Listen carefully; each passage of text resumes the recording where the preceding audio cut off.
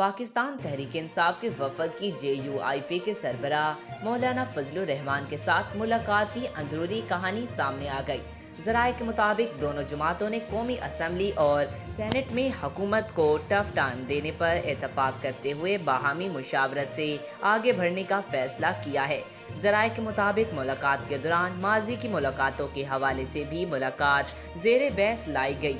JUIF की तरफ से खुद तहरीक चलाने के फैसले से आगाह किया गया।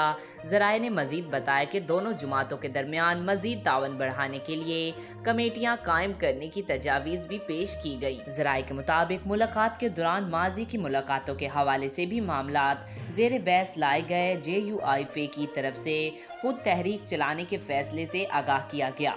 आज तक के लिए इतना ही। मजीद ऐसी मालूमाती वीडियो देखने के लिए हमारे चैनल को सब्सक्राइब करें। मिलते हैं अगली वीडियो में, तब तक के लिए अल्लाह हाफिज।